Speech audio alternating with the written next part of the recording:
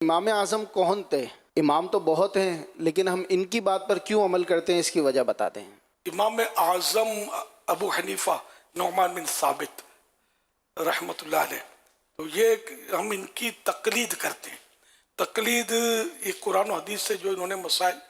بیان فرمائے تو اس پر ہم عمل کرتے ہیں۔ اور اب یعنی کہ پہلے تو صحابہ کرام سرکار صلی اللہ علیہ وسلم سے براہ راست سیکھتے تھے اور عمل کرتے تھے، بعد میں آگے جا کر یہ تقسیم علماء نے ہی کی۔ امام اعظم اتنے درجے کے عالم، جیسے آج بھی ہم عالم کی بات تو مانتے ہیں نا، کہ عالم کو مسئلہ پوچھتے ہیں تو کوئی بولے کہ عالم نے بتایا تو کیوں مانا، خود کی کتاب سے قرآن پڑھ کے تو ہم نہیں نکال سکتے، اس لیے ہم علماء کو پوچھتے ہیں۔ اور یہ قرآن کا حکم ہے ہمیں، فَاسْأَلُوا أَهْلَ الذِّكْرِ إِن كُنتُمْ لَا تَعْلَمُونَ،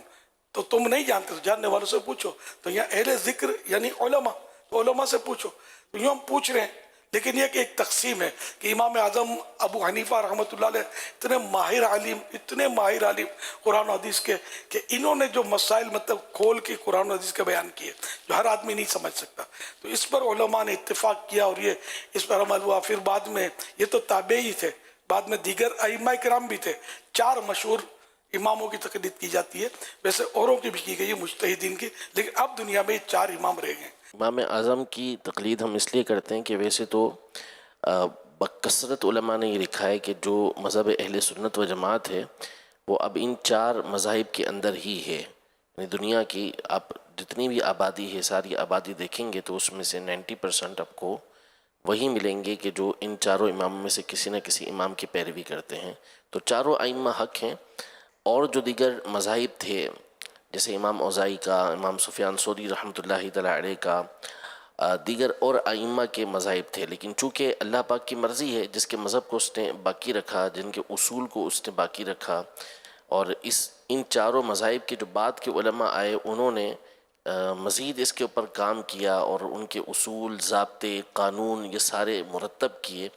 تو یوں یہ 4 باقی رہے اور ساری دنیا کے اندر پھیلے۔ تو اب ساری دنیا کے مسلمانوں کا ایک طرح سے اس پر اجماع ہے کہ ان میں سے کسی نہ کسی کی پیروی کی جائے گی، اور پیروی وہی ہوتی ہے کہ قرآن و سنت کی روشنی کے اندر انہوں نے جو اصول اور ضابطے دیے ہیں، جو مسائل بیان کیے ہیں، اسی کو ہم فالو کر رہے ہوتے ہیں، اور حقیقتاً وہ قرآن و سنت کی پیروی ہوتی ہے، اسی کے پیچھے چلنا ہوتا ہے۔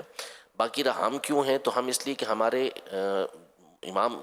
ہمارے جو علاقے ہیں اس کے اندر ہمیشہ سے فقہ حنفی یہ رائج رہی ہے، تو اسی کی پیروی کی جاتی ہے۔ بہت سارے ممالک ہیں جہاں پر امام شافعی کے پیروکار ہیں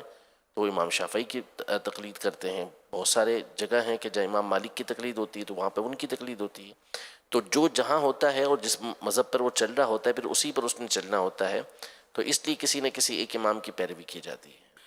اور داتا حضور یہ حنفی تھے،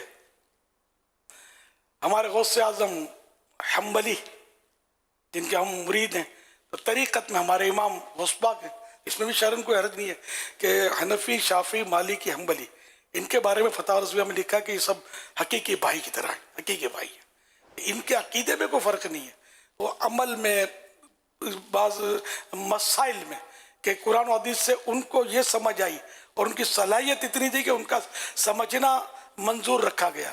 دوسرے کو یہ سمجھ میں آئی، کسی تک روایت یہ پہنچی، کسی تک یہ روایت نہیں پہنچی، یا بعد میں روایت میں کچھ جیسے کو راویوں کے مسائل، یہ پورا اسماء الرجال جو ہوتا ہے اس کے ایسے مسائل ہوتے ہیں۔ تو یہ جن ائمہ مجتہدین نے جو اپنی علم سے سمجھا تو اس کے مطابق انہوں نے ارشاد فرمایا، اور یہ ایسے اہل تھے کہ ان کا ارشاد فرمانا یہ ایتھنٹک ہے۔ تو یوں مطلب ہے کہ ان کی تقلید کے سلسلے چلے، بڑے بڑے علماء، بزرگان دین، اولیاء کرام یہ کسی نہ کسی امام کے مقلد ہوتے تھے۔ ہاں، جو خود مجتہد مطلق ہوتا ہے وہ اگرچہ مقلد نہ ہو، لیکن دیگر جو بھی ہے چاہے مجتہد فی المسائل ہوں، جو بھی ہوں، تو یہ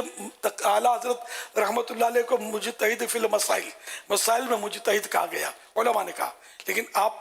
امام ابو حنیفہ رحمۃ اللہ علیہ کی پیروی کرتے تھے، حنفی تھے۔ تو یوں مطلب یہ ایک پورا فیلڈ ہے، اس میں خالی ایسے بول دینا کہ صحابہ کرام کے کس کے تھے، اس کو تو یہ لوگ طرح طرح کی باتیں بتاتے ہیں، ان کو قرآن و حدیث کی باتیں پوری سمجھ میں آتی نہیں ہیں۔ مفتی احمد یار خان رحمۃ اللہ علیہ فرماتے ہیں قرآن و حدیث کے ترجمے اور الفاظ رٹ لینا علم دین نہیں، بلکہ ان کا سمجھنا علم دین ہے، یہی مشکل ہے. اسی کے لیے فقہا کی تقلید، یہ فقہ کا علم ہوتا ہے، فقی یہ بہت بڑا عالم دین ہوتا ہے، تو فقہا اس کی جمع ہے. تو اسی کے لیے فقہا کی تقلید کی جاتی ہے، ان کی پیروی کی جاتی ہے. اسی وجہ سے تمام مفسرین و محدثین ائمہ مجتہدین کے مقلد ہوئے. یعنی جتنے بھی مفسرین جنہوں نے قرآن کی تفسیریں کی، حدیثوں کی شروعات لکھی، بڑے بڑے علامہ مولانا علماء جو گزرے اور ہیں، وہ سب کے سب ائمہ مجتہدین، یعنی مجتہد اور امام جو ہیں، جیسے چار ہمارے ہاں اب چار کی تقلید پائی جا رہی ہے، تو ان کے مطلب یہ مقلد ہوئے، اپنی حدیث دانی پر نازانہ ہوئے. مجھے حدیث کے معنی آتے ہیں، اس پر انہوں نے مطلب وہ اعتماد نہیں کیا، بلکہ جن کی یہ تقلید کرتے تھے کہ انہوں نے حدیث کو کیا سمجھا اور انہوں نے ہمیں کیا سمجھایا، اس کے مطابق انہوں نے حدیث پاک کی شروعات کی. مفسرین نے اس کے مطابق آیتوں کی وہ تفسیرات کی. رب فرماتا ہے من یؤت الحکمت فقد اوتی خیرا کثیرا. وہاں حکمت سے مراد فقہ ہی ہے. قرآن و حدیث کے ترجمے تو ابو جہل بھی جانتا تھا. دوسرے یہ کہ حدیث و قرآن کا علم کمال نہیں بلکہ ان کا سمجھنا کمال ہے. عالم دین وہ ہے جس کی زبان پر اللہ اور رسول کا فرمان ہو اور دل میں ان کا فیضان کے بغیر فرمان، جیسے بجلی کے پاور کے بغیر فٹنگ. صلو علی الحبیب صلی اللہ علی محمد.